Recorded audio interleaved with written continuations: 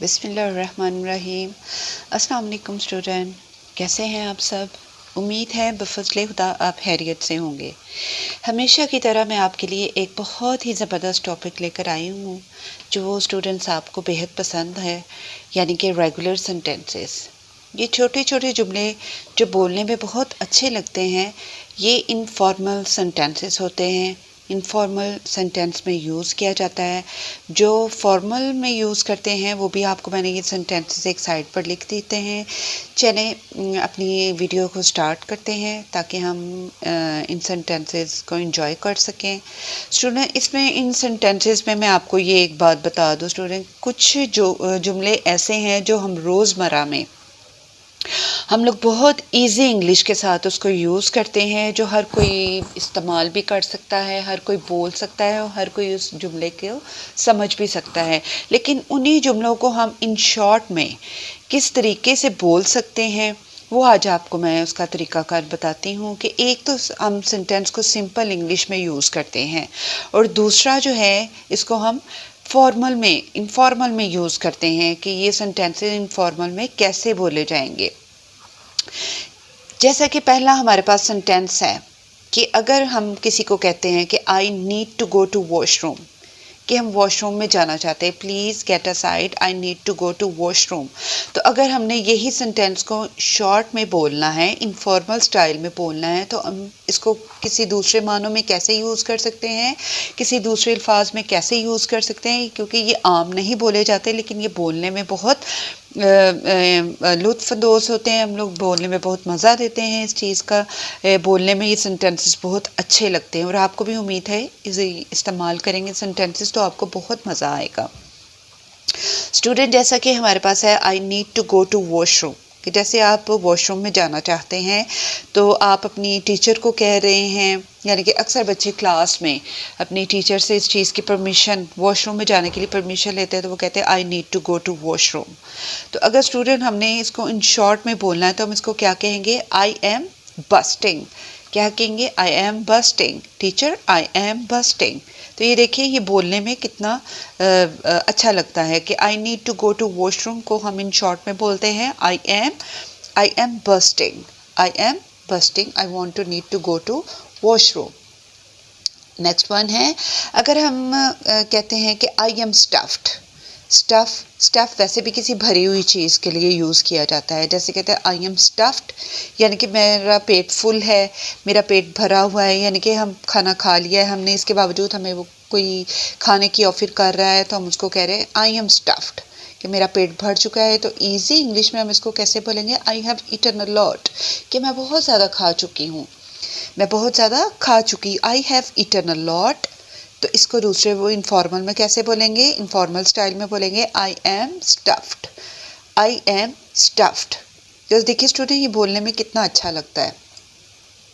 He is all nighter, he is all nighter. Student, हम इसको बोलते हैं he is all nighter, he is all nighter, यानी कि it's mean study all night, he study all night, कि वो सारी सारी रात पढ़ता है। ही स्टडी ऑल नाइट, तो हम कहेंगे ही इज़ ऑल नाइटर।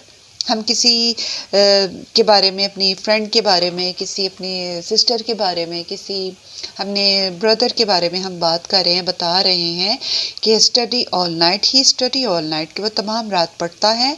तो हम इसको इन शॉर्ट में बोलेंगे, इनफॉर्मल में बोलेंगे ही इज़ ऑल नाइटर, कि वो सारी रात पढ़ता है। ही इज़ ऑल नाइटर, कि वो सारी सारी रात पढ़ता है। अगर स्टूडेंट हमारे पास जुमला है he is pissed off, he is pissed off, तो ये क्या कहते हैं कि एंग्री अबाउट समथिंग, किसी का किसी चीज़ के लिए नाराज़ हो जाना। अगर हम किसी से नाराज़ होते हैं, हम वैसे फेस एक्सप्रेशंस भी वैसे स्टूडेंट्स बनाते हैं, angry about something, he is angry about something, वो किसी वजह से परेशान है या किसी वजह से नाराज़ है, तो हम कहेंगे he is pissed off, he is pissed off.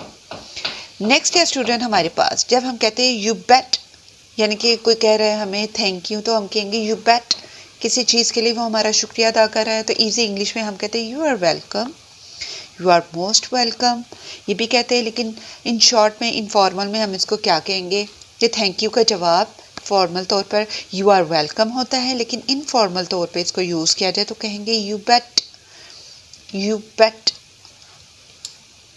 I feel you. अब ये है कि आप कहते हैं कि फील का मतलब तो महसूस करना होता है, लेकिन जब इसको फॉर्मल स्टाइल में बोलते हैं तो इसका मतलब है आई अंडरस्टैंड यू, कि मैं आपको समझ सकता हूँ, मैं आपको समझ सकती हूँ, मैं आपकी बात को समझ सकती हूँ। आई feel you, I feel you, मैं आपको समझ सकती हूँ।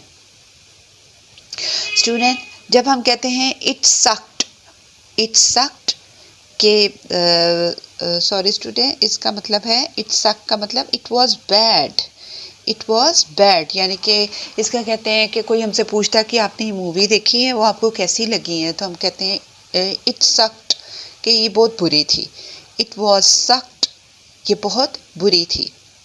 इट वॉज बैड, ये बहुत बुरी थी। कोई मूवी के बारे में कह सकते हैं, या किसी और कार्टून्स के बारे में कह सकते हैं, या किसी और चीज़ के बारे में कह सकते हैं कि हम ये आपको कैसा लगा, या किसी कोई चीज़ हम किसी को दिखाते हैं तो हम उसको कहते हैं आपको कैसा लगा, तो वो कहते हैं इट सक्ड, कि ये बहुत बुरा था।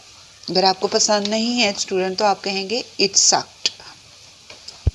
स्टूडेंट, अगर हम कहते हैं she dumped me, she dumped me, यानी कि ब्रेकअप, छोड़ देना, हम कहते हैं शी ब्रेकअप मी, कि उसने मुझे धोखा दिया है, उसने मुझे छोड़ दिया है, या मैंने उसको छोड़ दिया है, तो हम उसको इन शॉर्ट में कहेंगे she dumped me, she dumped me, he she deceived me, she dumped me, यानी कि she breakup to me.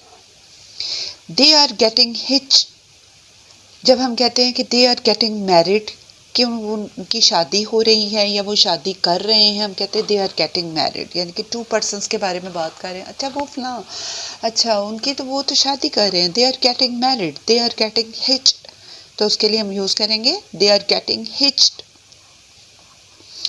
I am game for this, I am down for this.